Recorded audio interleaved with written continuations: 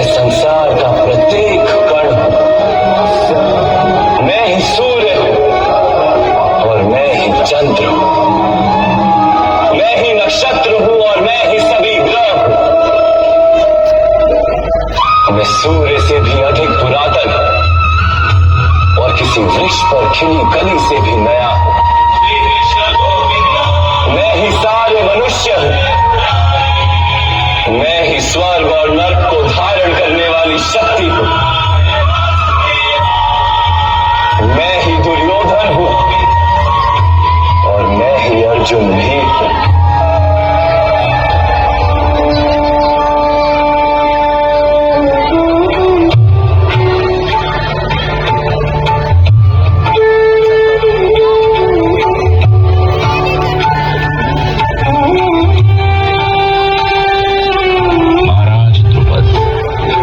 आर्यावर्त के इतिहास को बदल देगी। इसका जन्म इसी उद्देश्य के लिए हुआ है।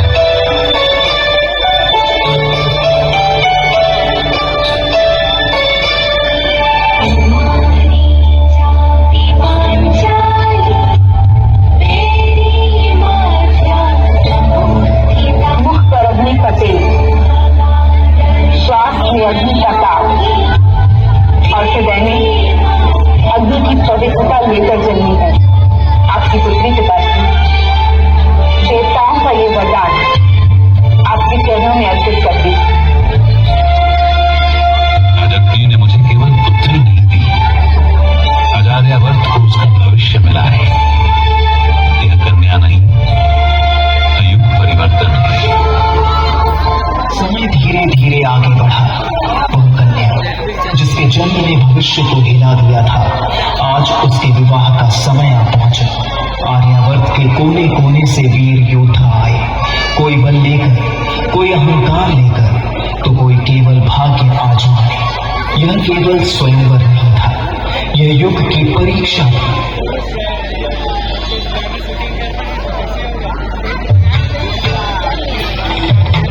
मैं पंचाल नरेश ध्रुपद आप सभी को इस पावन महासभा में सादर आमंत्रित करता हूं। आज पंचाल की भूमि साक्षी बनेगी एक ऐसे क्षण की जहां केवल धनुष नहीं, वीर का धैर्य, दृष्टि और धर्म परखा जाएगा। अतः पंचाल की सभा के समक्ष मैं इस स्वयंवर के आरंभ की घोषणा करता हूं।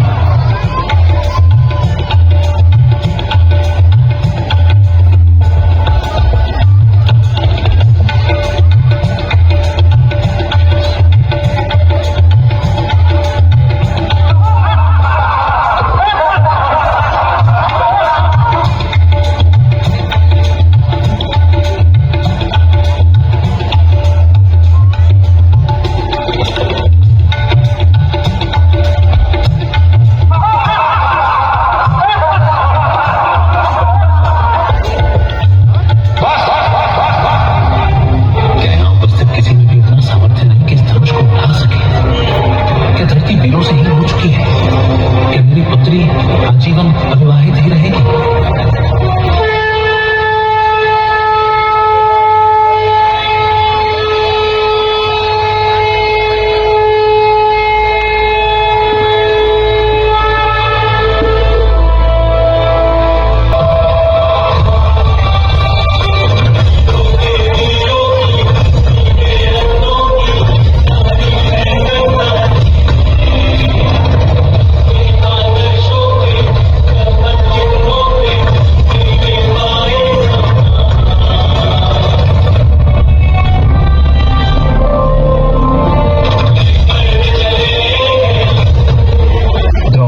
स्वयंवर में अपमानित होकर दुर्योधन क्रोध की अग्नि में जल रहा था और उस अग्नि में घी डालने का कार्य उसके मामा शकुनी ने किया। धिक्कार है मुझ पर, एक तुच्छ से धनुष को न उठा पाने पर मुझे इतनी लज्जा झेलनी पड़ी मामा श्री, और न इसका परिणाम अवश्य भुगतेंगे।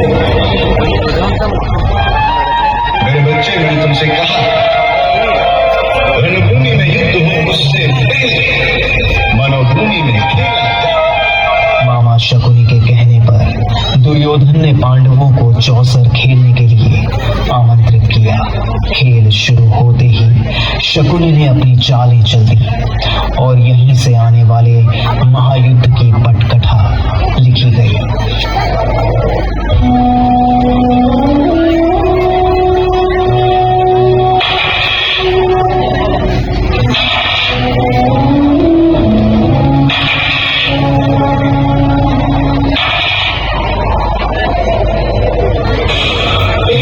बोलो युधिष्ठिर, अब दांव पे क्या लगाते? परंतु अब इनके पास शेष बचा ही क्या है दांव पे लगाने के लिए? एक वस्तु शेष है, इसे दांव पर लगाकर ये सब कुछ फिर से जीत सकते हैं, फिर से सम्राट बन सकते हैं। सब कुछ हार चुका हूं, उसके पास क्या शेष है? वो पांचाली। मौन रहो, मेरी आज्ञा का पालन करो। न चाहते हुए भी पांडव दुर्योधन की बातों में आ गए और विवश होकर अपनी पत्नी द्रौपदी को दांव पर लगा बैठे और उसे भी हार गए। तुम हार गए धर्मराज, अब से तुम हमारे गुलाम हो। जाओ दुशासन, उस दासी को मेरे समक्ष प्रस्तुत करो।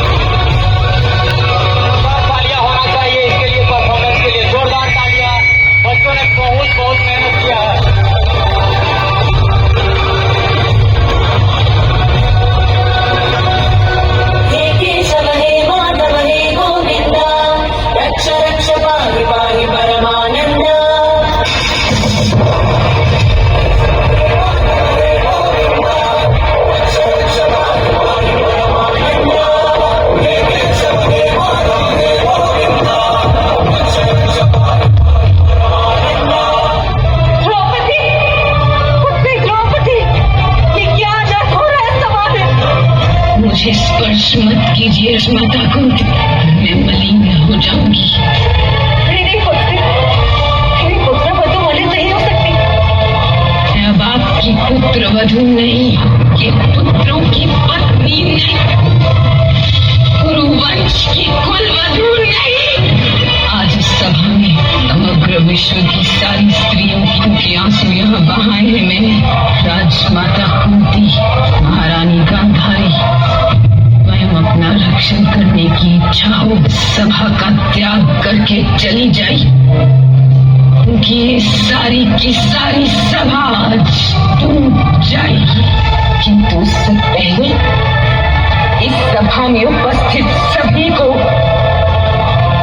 अपने मौन का दंड मिलेगा। ये श्राप है याज्ञसेनी द्रौपदी का।